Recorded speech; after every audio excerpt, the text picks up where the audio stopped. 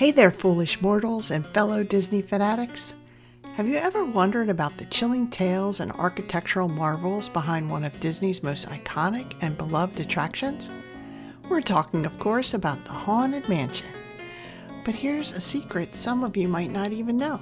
There isn't just one, there's two, with completely different looks and a fascinating history behind their ghostly glow.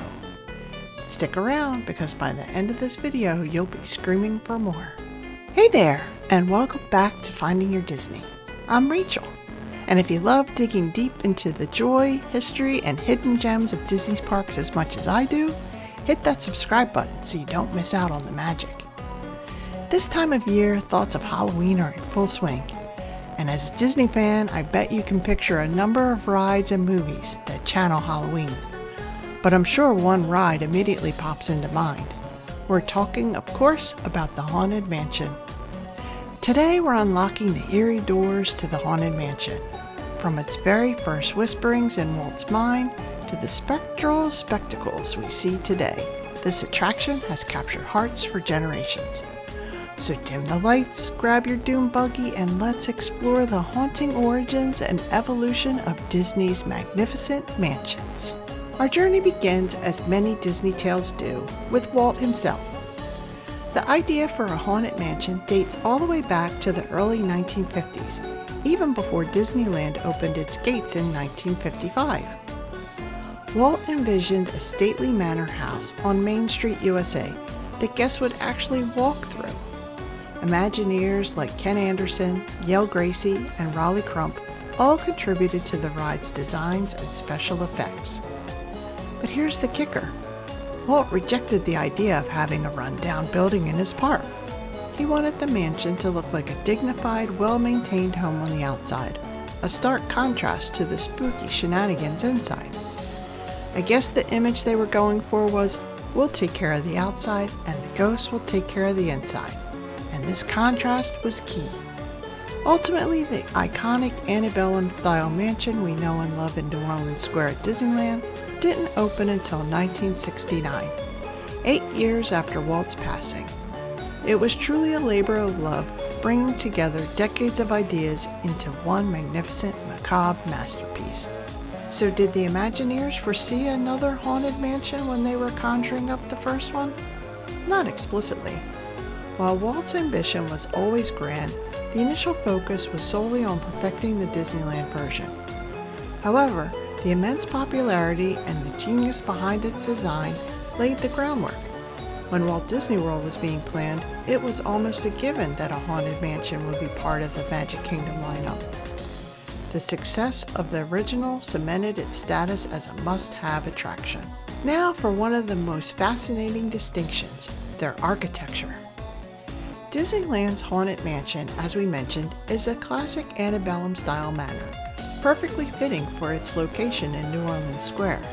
Its elegant, symmetrical design evokes the grandeur of the American South. But when it came time for the Magic Kingdom in Florida, Imagineers faced a different challenge and opportunity. Nestled in Liberty Square, a section themed to colonial America, an antebellum mansion wouldn't quite fit the historical context, so they went for something distinct, a Gothic revival style. This Victorian-era architecture, with its steeply pitched roofs, dormer windows, and ornate trim, creates a distinctly more foreboding and spooky feel, even from the outside. It evokes classic haunted house imagery, making it a perfect, albeit different, fit for its surroundings. It's a brilliant example of how Imagineers adapt attractions to best suit their unique park environments. Building the Magic Kingdom version years after Disneyland's allowed Imagineers to learn and refine. They weren't reinventing the wheel, but rather polishing it. One of the most significant improvements, or rather enhancements, was in the ride system itself. Magic Kingdom's version benefits from a longer queue experience, including the interactive graveyard that immerses guests before they even step into a doom buggy. Inside, while many core gags remained, the Florida version often featured slightly more advanced audio animatronics and projection technology available at the time. For instance, some of the effects in the seance circle with Madame Leota or the famous stretching room portraits were refined.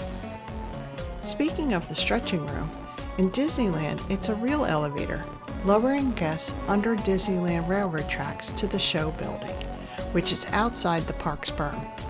In Walt Disney World, the ceiling simply rises to create the stretching illusion as the ride building has ample space. And the Hitchhiking Ghost finale in Disneyland uses the original classic Pepper's ghost effect with physical animatronics, while the Walt Disney World version was updated and uses more modern digital projection to allow the ghost to appear inside the Doom Buggy with guests.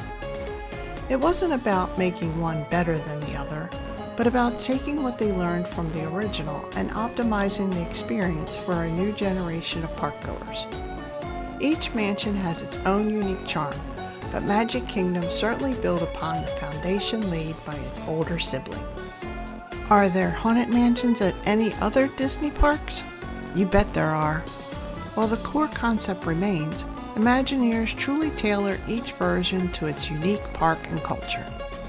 Tokyo Disneyland has a near-identical clone of the Magic Kingdom's Gothic Revival Mansion. It's fantastic.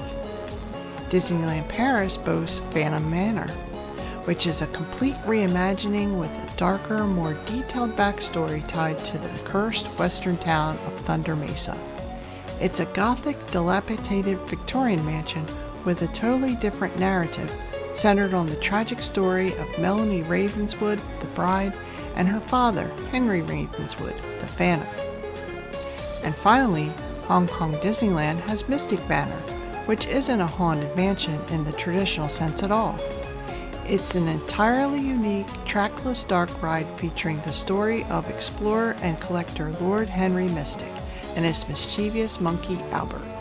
Their home becomes enchanted by a mysterious music box.